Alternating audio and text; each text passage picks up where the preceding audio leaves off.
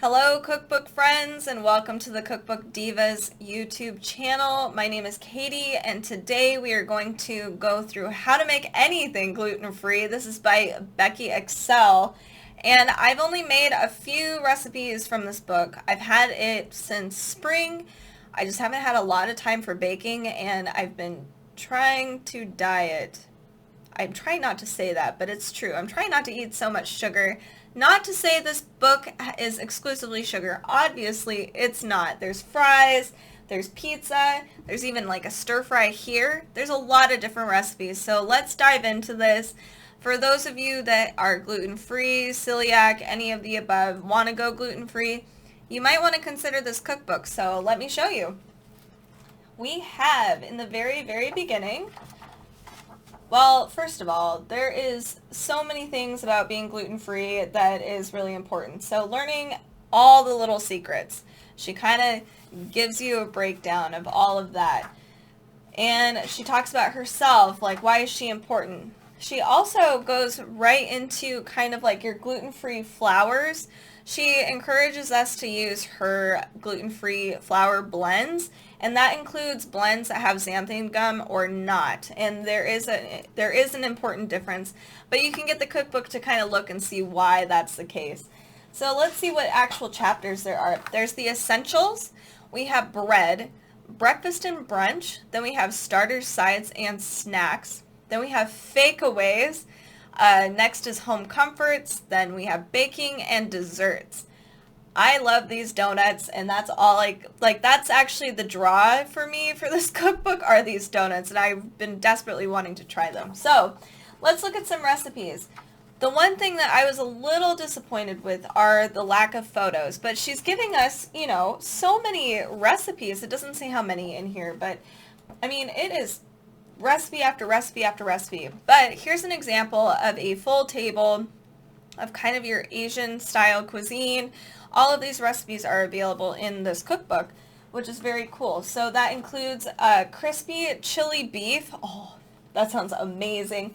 Chow mein with chicken or beef. I haven't had chow mein in years and I've craved it and it's the best. I'm so excited.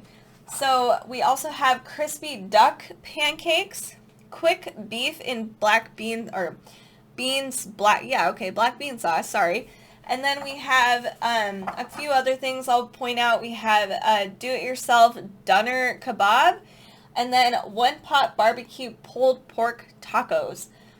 So all of this sounds really great for dinner meals, but here we go. Here's some photos, and I think a lot of the photos she's provided are definitely in the dessert section. So blueberry muffins, beautiful.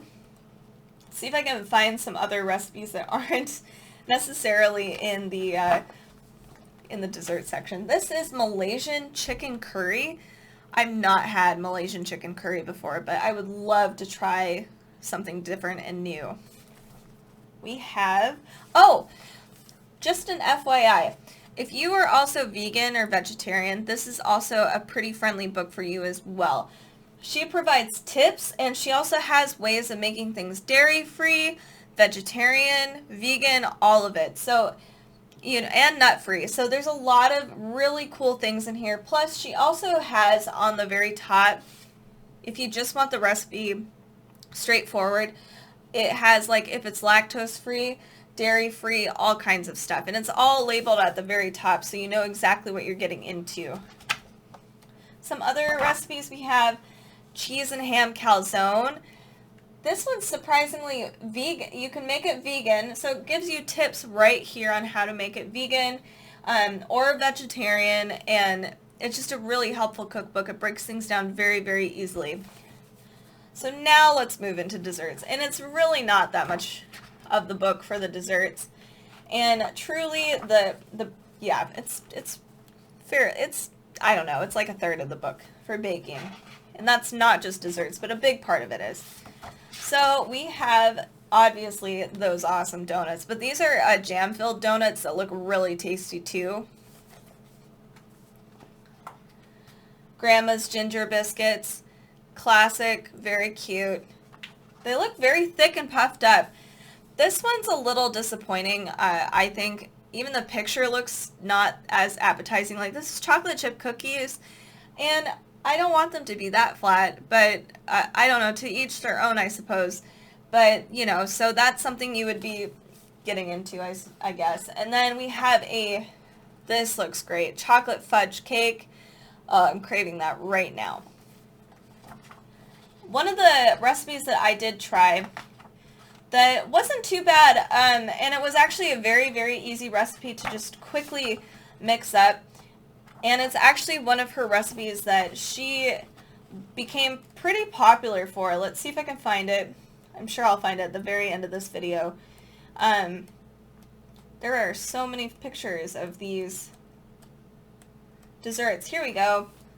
Sorry about that, you guys. It's called a lemon drizzle cake. So this was fairly successful, this recipe, and it was really good. If you love lemon, let me tell you, this is going to be the dessert of your dreams. My only complaint for this was that my sauce was not this white, and I tripled how much powdered sugar was in there, and it still was pretty clear. I don't know if this is because this sat for a day or whatnot, but it still was really flavorful, really tasty, very lemony. Let's see. Chocolate eclairs. I don't know if you guys are gluten-free, but the last time I had an eclair was so long ago. I don't know how to make a choux pastry that's gluten-free that's going to puff up like this, so I'm really excited. So the most important part about this cookbook is that she gives us all kinds of gluten-free recipes. So we have gluten-free oats, gluten-free dried pasta, even how to make that, gluten-free soy sauce, different flours to use, so garbanzo flour, rice flour, etc. She has different ingredients you might need on hand, so active dried yeast, rice paper, all kinds of stuff. But let's see if we have an essential. So she does have in the very beginning the essentials, and that includes creating fresh pasta. I never thought I could ever do this. You know, I thought I was stuck with box pasta for all of my life. So you can make your own fresh pasta. You can make your own short crust, even a gnocchi. Just really amazing stuff. There's even gluten-free gravy in here. For those of you that miss biscuits and gravy for breakfast, this would be a godsend, honestly. There's even making your own soy sauce. I mean, it's kind of crazy. So there's a lot of amazing tips and tricks throughout this cookbook. There's ways to make bread for those of you that miss bread. I miss bread. There's a lot of recipes for just all around gluten-free and vegan, vegetarian, all kinds of stuff. This is a super helpful, useful cookbook. I really should start using it a little bit more on my weekdays. But yeah, I hope you guys enjoyed that. So that's how to make anything gluten-free. This is by Becky Excell. Thank you guys so much for tuning in. Make sure to comment and subscribe down below. It really helps us out. If you want more cookbook content, come join us on Facebook, Instagram, and Pinterest. We also do a Cookbook Divas podcast. It usually airs on Fridays, and it's like a cookbook roundup, so we try to get all the newest cookbooks for the week and tell you guys about it, some of our favorites, and there's a lot coming up for fall and winter time, let me tell you. So thank you guys so much for listening. Have a fantastic week and happy cooking.